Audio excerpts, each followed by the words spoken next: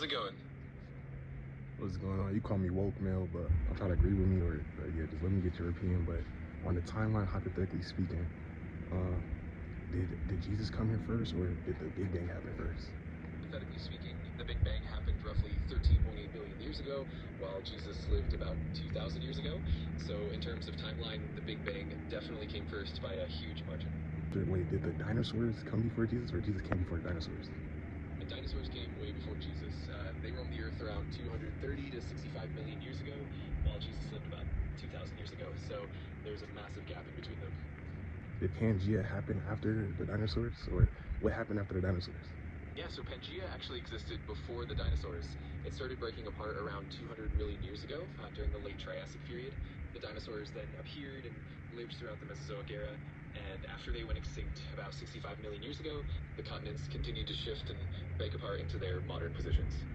Is there real proof that Pangea happened? Like, how did people figure out Pangea happened? Yeah, definitely. There's a bunch of evidence. For example, the matching coastlines of continents, like how the east coast of South America and the west coast of Africa look like they fit together. Then there are fossil similarities across continents and geological formations that match up. Plus, paleomagnetic data shows the continents have shifted over time. All of that together really confirms Pangea. So you said it went Big Bang, Pangea, then dinosaurs. What happened after the dinosaurs? Exactly. After the dinosaurs went extinct about 65 million years ago, we had the rise of mammals, which eventually led to humans much later on. Over time, the continents continued to drift and ecosystems evolved, eventually leading up to the diverse life forms we have today. And when you say mammals, what do you can you specify? Yeah, absolutely. After the dinosaurs, mammals started to diversify a lot. That includes early ancestors of modern mammals, like small mammals that lived in the shadow of dinosaurs, and then eventually they evolved into all sorts of species, including primates and ultimately humans. So if you believe in Jesus and the Bible, do you throw the whole Big Bang theory out and the dinosaurs theory out and all that stuff? Not necessarily. A lot of people find ways to harmonize both perspectives. Some see the Big Bang and dinosaurs as part of a divine creation plan, while others might interpret religious texts more figuratively. So it really depends on individual beliefs and how they interpret the evidence in the scriptures. Or religions? What are the top main religions that you just know? Some of the major religions include Christianity, Islam, Hinduism, Buddhism, and Judaism. There are also other significant ones like Sikhism, Jainism, and various traditional and indigenous beliefs around the world. Each one has its own unique teachings and traditions. Like different books and stuff. You know the name of the books? For sure. For example, in Christianity, there's the Bible. In Islam, there's the Quran. In Hinduism, you have texts like the Vedas and the Bhagavad Gita. In Buddhism, there are texts like the Tripitaka. And in Judaism, there's the Torah, among others. Each religion has its own sacred texts and writings. Now, in those books, do they mention dinosaurs? Really, ancient religious texts don't specifically mention dinosaurs since they were written long before we had the scientific understanding of dinosaurs. However, some people interpret certain passages metaphorically or symbolically, but in general, the concept of dinosaurs isn't directly addressed in those texts. Now, I don't know if I missed anything on the timeline, so it goes Big Bang, Pangea, and dinosaurs, or you could correct me, but what happens? Can you just lead me down that whole timeline? You got the main sequence pretty well. After the Big Bang, we had the formation of stars and galaxies, then eventually the Earth formed, and then Pangea and the dinosaurs came much later. After the dinosaurs went extinct, mammals evolved and eventually led to humans, and then, of course, we have all of human history and civilization after that, so that's the broad timeline in a nutshell. But people that believe in religions, you think they believe in Big Bang? A lot of people do actually find a way to believe in both. Many see the Big Bang as the method through which a higher power created the universe, so it really depends on the individual and how they reconcile science and faith. It's definitely a personal perspective.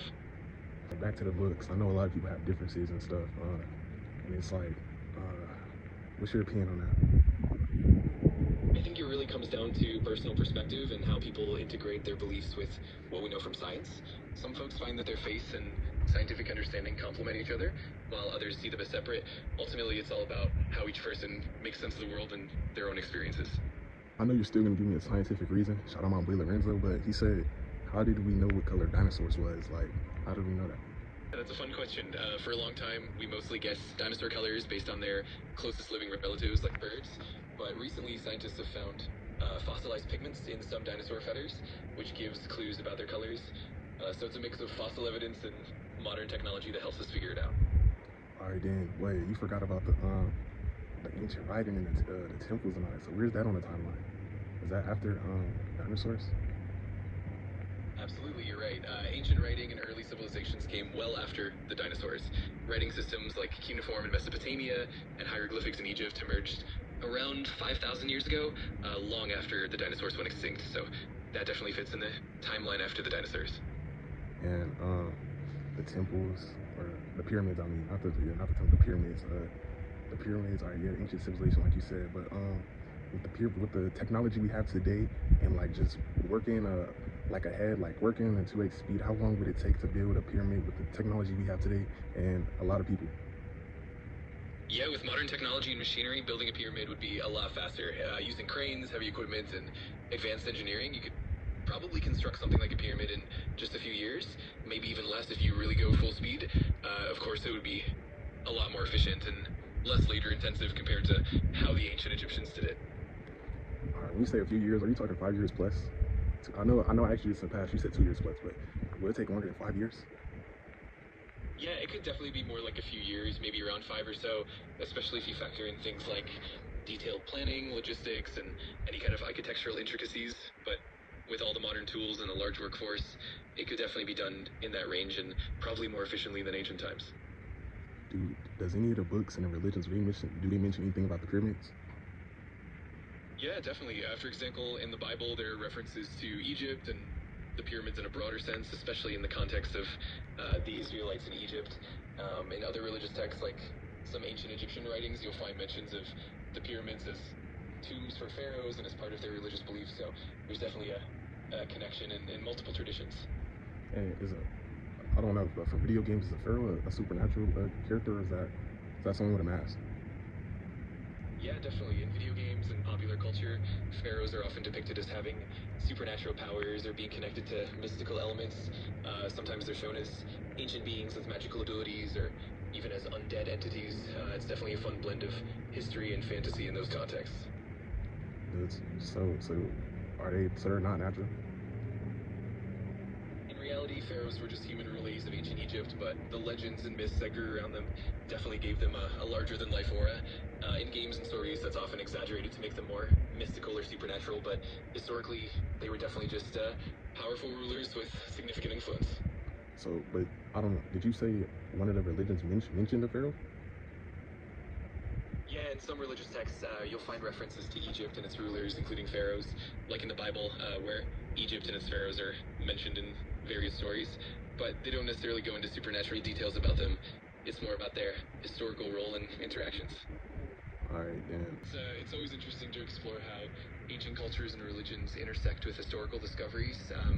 For example, some ancient myths and texts do hint at giant creatures or beings, which can sometimes feel a bit like early interpretations of dinosaurs. And with pyramids, the symbolism and the architectural feats really capture the imagination. So it's definitely a rich topic to dig into. All right. Not even on that topic, I feel you though, but do you have any more? Just I'll let you go. Does any of the books mention anything about the planets? Like, does any of the do any of them mention the moon, the stars? Celestial bodies, for instance, in the Bible, you'll find mentions of the stars, the moon, and the sun, often symbolizing different things. Similarly, in Hinduism, there are references to celestial bodies in the Vedas and other texts, so you'll definitely find a lot of interesting mentions of the cosmos across different traditions. And then asking about Saturn and all that, but no, we didn't see that. I forgot about the stars and stuff, but yeah, it don't get deep, but it do get, I don't know. That's what I said, bro. Just don't attach yourself to nothing. Just be happy, bro. Like this, you feel me? Cause I feel like aside when you're not asking yourself your questions, when you're not just being curious or something, still living your normal day-to-day life, you be stressing, bro. So it's like from when we live in our own experiences, I feel like it's an energy harvesting, like when you get sad or mad, bro. So it's like, just be happy. Like, from our physical, we could choose our choice of mind and just be happy. Don't, because I feel like when we stress and stuff, like, I feel like the only thing we should attach ourselves is our emotions. Then we should attach ourselves to only happiness, not don't attach yourself to nothing bad or sad. Because like, you're just gonna make, yeah, it's like, it's just a lose-lose. You just want to be positive. I feel like win-win, I guess. Absolutely, I get what you mean. It's fascinating how different faiths and religions offer unique perspectives and teachings, and they all shape people's lives in different ways. And Yeah, we can definitely dive deeper into any specific religion, how they view certain concepts, or even how they intersect with culture and history. Just let me know what direction you want to go in. Alright, it seemed like you don't got nothing else unless I asked it. I think I did cover it all. I covered timeline, Pangea, I guess, or something. But I do want to end it off with, yeah, you choose your choice of happiness with your brain, bro. Like, you gonna choose the, I don't know, bro. I don't know, Sway. You feel me? That's why you just be happy, bro. Okay. Bro, I'm gonna see if there's anything else, though. Personally, man, just live in a good consciousness, man, and yeah, don't let nothing negativity pull you down, bro.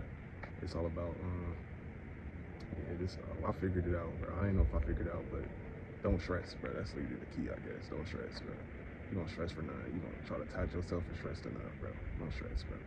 I feel like it's an energy stress like program or something, like, cause like it's all about emotions. Like, you feel me? Like, let's say if you was naked and like you didn't have no house or nothing, like you were just naked and walking or something, like you still got emotions with you. Like, you don't got nothing else with you but emotions.